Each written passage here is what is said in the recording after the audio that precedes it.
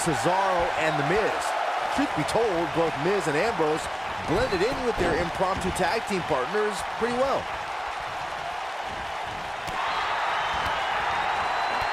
Byron, we always make a point to talk about continuity amongst team members.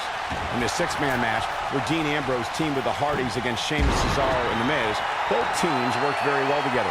That surprised me, since this was the first time they teamed together. But there was something that night about the lunacy of Dean Ambrose fitting perfectly with the Daredevil Hardy Boys. I've got to say, I had goosebumps for a week after the Hardy Boys returned to WWE at 2017's WrestleMania. During that six-man on Raw, Team Extreme formed an effective trio with that lunatic Dean Ambrose.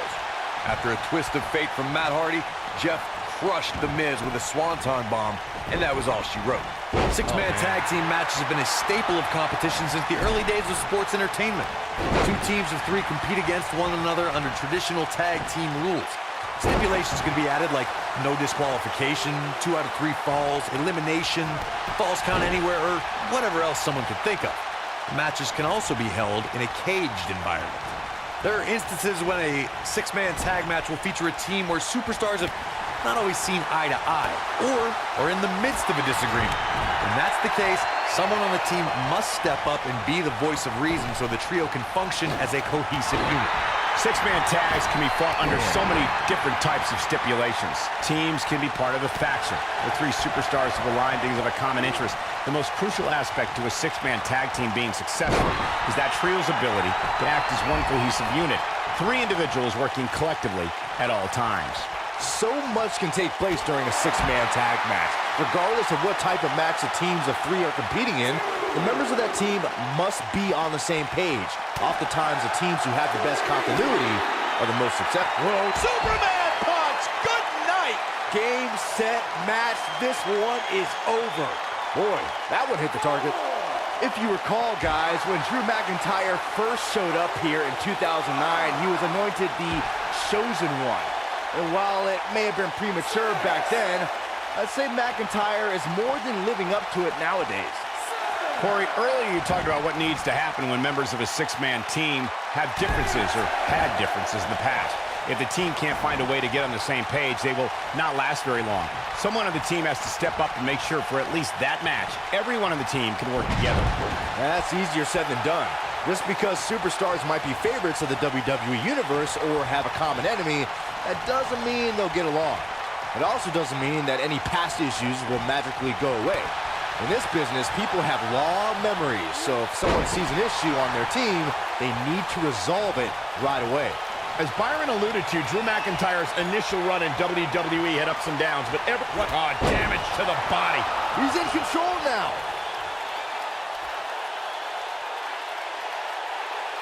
We got a rope break.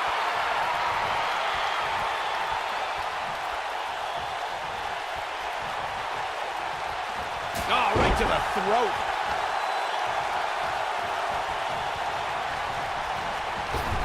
Oh boy, he is rolling.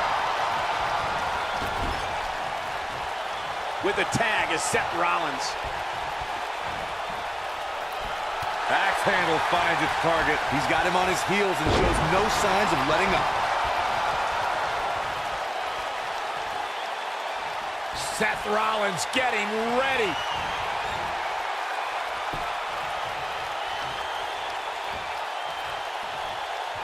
Gentlemen, the Money in the Bank contract has had many cash-ins over. Power bomb! Got every ounce of that one. This could be over. Shoulders on the mat. Big-time slam. Vicious. Here's Rollins making a spectacle of himself.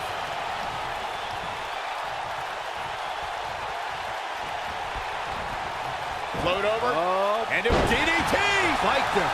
Recalling that shock of Seth's WrestleMania cash-in, it surprised the WWE Universe, but ultimately disrupted a highly anticipated championship match between Brock Lesnar and Roman Reigns. Yeah, it turned into a triple threat against 2 weakened competitors, and being the opportunist he is, Seth Rollins took full advantage and ended WrestleMania 31 with the heist of the century. Great, you stole my line. He's able to reverse it. Oh boy, he is rolling. There are 2 things to remember about Baron Corbin's... Seth Rollins. Bam! Here's his moment, Michael. Seth Rollins just changed the momentum of this match. Seth Rollins has him right where he wants him. Here he goes. Yeah, right to the back of the neck. That's what he was looking for. Now that got those shoulders on the mat. End of Days is such an impressive finishing maneuver and delivers incredible impact. End of Days leaves its victims out cold on the canvas for a long, long time. The End of Days from Baron Corbin is just another way for the Lone Wolf to show his disdain for fellow WWE superstars. Corbin won't stop until there is no one. The cover. And he got a near fall out of it. There is no quit in this man tonight.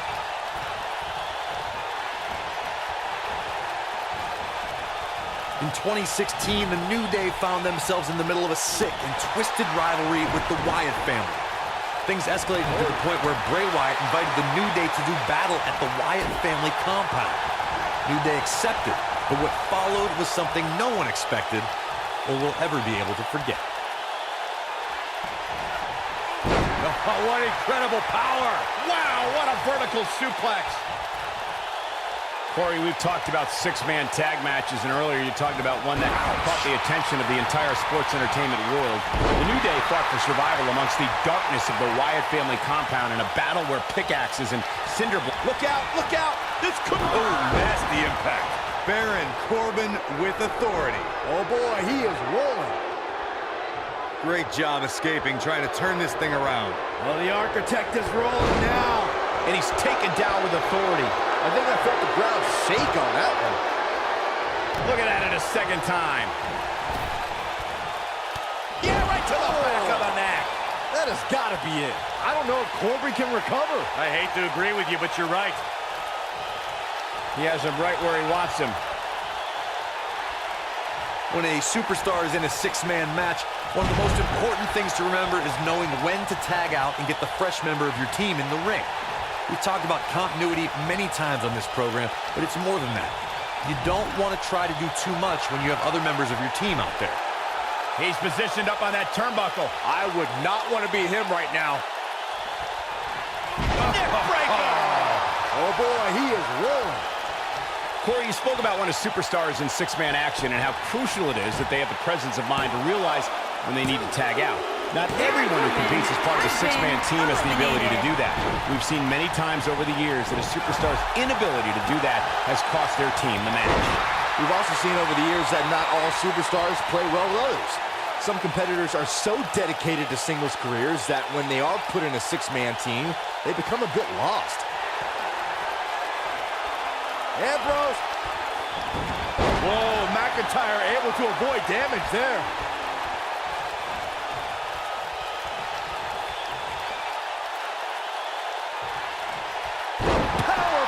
He may get the 3 count right here. This is it.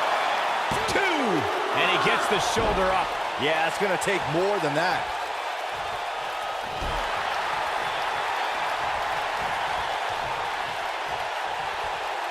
Hooked up. And the slam.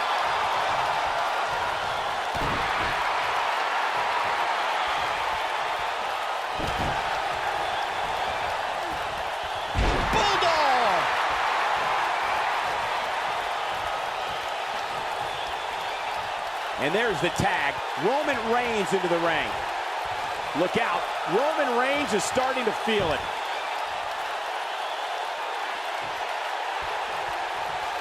He can't withstand one bit more. Something that is always important in a six-man match is having the ability to perform double-team moves. One of the things that successful six-man teams try and execute are double-team moves, and then have the third team member perform a signature or finishing maneuver to deliver maximum impact to an opponent. Nailed it. He's Superman punch! This one's over, guys! Now Roman Reigns needs to capitalize on this opportunity. Teamwork is always paramount in a six-man tag match. Superstars want to be able to have a level of teamwork where 2 members of the trio perform a double-team move, and the third member follows that up with a move so their opponent is really down for the count. The key is to deliver the... This might be it! Oh, my! This is all but over. This is exactly what Roman Reigns needed.